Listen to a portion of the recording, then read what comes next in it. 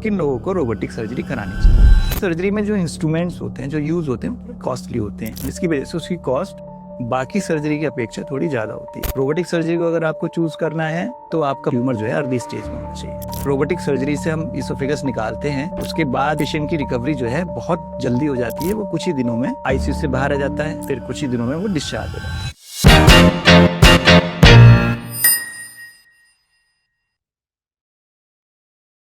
लोगों के सवाल होते हैं कि हमें रोबोटिक सर्जरी करानी चाहिए या नहीं करानी चाहिए, बेसिकली कैंसर पेशेंट्स में। तो मेरा मानना है कि रोबोटिक सर्जरी ऐसा नहीं है कि हर किसी कैंसर पेशेंट्स को करानी है, और ऐसा भी नहीं है कि रोबोटिक सर्जरी एक बेस्ट सर्जरी है और उससे आगे या उससे पीछे बाकी सर्जरी उसके नीचे रहती हैं, ऐसा भी नहीं है। Robotic surgery is equal to laparoscopic surgery and also equal to open surgery. ये स्टेटमेंट बिल्कुल क्लियर है। अब किन लोगों को रोबोटिक सर्जरी करानी चाहिए? सबसे पहला एस्पेक्ट होता है फाइनेंशियल। सर्जरी में जो इंस्ट्रूमेंट्स होते हैं, जो यूज होते हैं, वो थोड़े कॉस्टली होते हैं, जिसकी वजह से उसकी कॉस्ट बाकी सर्जरी की अपेक्षा थोड़ी ज्यादा होती है। तो फाइनेंशियल पॉइंट ऑफ व्यू से जिन लोगों के पास फाइनेंशियल अच्छी स्ट्रेंथ है, वो लोग उसको रोबोटिक सर्जरी को चूज कर सकते हैं, या फिर जो ऐसे ऑप्ट करते हैं, जो थर्ड पार्टी से आप इंश्योरेंस के थ्रू आप करा रहे हैं वो लोग, और इंश्योरेंस आपका उसको एक्सेप्ट कर रहा है, तो वो लोग रोबोटिक सर्जरी को एक्सेप्ट कर सकते हैं। दूसरा ये है कि यूजली हम करते हैं जो अर्ली कैंसर्स होते हैं, उसमें रोबोटिक सर्जरी अच्छी होती है। रोबोटिक सर्जरी में एक फायदा ये है कि हमें विजन अच्छा दिखाई देता है। इसका ये मतलब नहीं है कि अगर हमें बाकी जो लेप्रोस्कोपिक करते हैं या फिर ओपन सर्जरी करते हैं उसमें बहुत ही पुअर विजन होता है, ऐसा नहीं है। कुछ स्पेसिस जैसे कि नैरो पेल्विस है या फिर थोरेक्स, जहाँ नैरो ओपनिंग करनी है, जहाँ पे हम इस चीज को मिनिमम करके और अच्छा देख सकते हैं, वहां जरूर रोबोटिक सर्जरी को हम कहेंगे कि it's okay. Otherwise robotic surgery को अगर आपको चूज करना है तो आपका फाइनेंशियल और आपका ट्यूमर जो है अर्ली स्टेज में होना चाहिए। एडवांस स्टेज के केसेस को रोबोटिक सर्जरी से नहीं करना है। ओपन सर्जरी और लेप्रोस्कोपिक सर्जरी, स्टडीज बताती हैं तीनों के रिजल्ट्स इक्वल हैं, आउटकम्स जिसे हम मानते हैं कि सर्वाइवल आउटकम्स। और थोड़े से जो डिफरेंसेस हैं वो ये है कि ओपन सर्जरी में रिकवरी थोड़ी स्लो होती है, रोबोटिक और लेप्रोस्कोपिक सर्जरी में रिकवरी जल्दी होती है और पेशेंट जल्दी डिस्चार्ज हो जाता है। तो ये डिफरेंसेस हैं थोड़े से। उसके अलावा कहीं बहुत सारे लोगों को ये रहता है कि भाई हम रोबोटिक सर्जरी नहीं करा सकते क्योंकि हम फाइनेंशियली वीक हैं, लेकिन उनको ये सोचना है कि वो जो भी सर्जरी करा रहे हैं वो रोबोटिक सर्जरी से इंफीरियर नहीं है, वो उसके बराबर ही है। ये एक माइंड सेट है जिसको आपको अपनाना है। आपका सर्जन अगर आपको ऑफर रोबोटिक सर्जरी कर रहे हैं, लेप्रोस्कोपिक कर रहे हैं या फिर ओपन कर रहे हैं, तो इसमें बहुत ज्यादा सर्वाइवल कोई डिफरेंस नहीं है।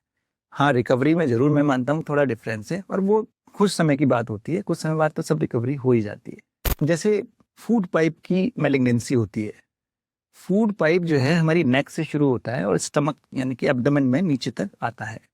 ये थोरेक्स में होता हुआ नीचे आता है। तो थोरेक्स में जब हम इसकी सर्जरी की बात करते हैं फूड पाइप को निकालने के लिए, तो फिर थोरेक्स को भी खोलना पड़ेगा। यानी कि आप अगर पूरा इसोफेगस निकालना चाहते हैं तो आपको नेक, थोरेक्स और एब्डोमेन तीनों जगह से ऑपरेशन करना होगा।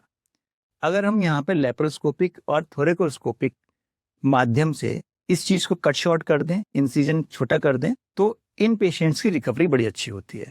जो रोबोटिक सर्जरी से हम इसोफेगस निकालते हैं उसके बाद जो है पेशेंट की रिकवरी जो है बहुत जल्दी हो जाती है। वो कुछ ही दिनों में आईसीयू से बाहर आ जाता है, फिर कुछ ही दिनों में वो डिस्चार्ज हो जाता है। तो ये एडवांटेज रोबोटिक सर्जरी का यहाँ पे लिया जाएगा। लेकिन सर्वाइवल जिसे हम कहते हैं वो तीनों में बराबर होता है, चाहे आप ओपन कहें, चाहे लेप्रोस्कोपिक, चाहे रोबोटिक की बात करें। सिमिलरली अगर एब्डोमेन की बात कर रहे हैं, स्टमक का कैंसर है या बच्चेदानी का कोई कैंसर है या फिर जो है ओवरीज का कोई कैंसर है या प्रोस्टेट का कैंसर है या किडनी का कैंसर है, इन सारे केसेस में रोबोटिक सर्जरी बस रिकवरी अच्छी देती है, बाकी जो रिजल्ट्स हैं सब बराबर है। इसलिए हम अधिकतर अर्ली स्टेज वाले पेशेंट्स को रोबोटिक सर्जरी की बात। हेड एंड नेक कैंसर्स में अभी रोबोटिक या मिनिमल इन्वेजिव सर्जरी की बहुत ज्यादा इंडिकेशंस नहीं आए हैं। जहां पे डिफिकल्ट अप्रोच है, यानी कि टंग के पीछे का भाग जो कि हमारी थ्रोट के अंदर जाता है, वहां पर कोई स्मॉल ट्यूमर है जिसको हमें निकालने से रिजल्ट्स मिल सकते हैं, तो हम वहां पर मिनिमल इन्वेजिव या रोबोटिक सर्जरी की बात कर सकते हैं। अदरवाइज मैक्सिमम जगह पर हम या तो ओपन सर्जरी की बात करते हैं या रेडिएशन की बात करते हैं। हेड एंड नेक में रोबोटिक सर्जरी का रोल बहुत ही लिमिटेड है। अगर हम अप्रोच के हिसाब से देखें तो सबसे डिफिकल्ट एरिया हमारा नेक के अंदर यानी कि पीछे के भाग का एरिया है। उस एरिया में अगर स्मॉल ट्यूमर्स हैं जो कि स्टेज 1 में हैं, जो इधर उधर नहीं गए हैं, नेक में नहीं गया है, कोई लिम्फ नोड नहीं है, उन केसेस में हम रोबोटिक सर्जरी इस्तेमाल कर सकते हैं। अदरवाइज बाकी केसेस में रेडिएशन या ओपन सर्जरी इन्हीं की मदद ली जाती है। Please like, comment and share with others. Thank you so much for watching.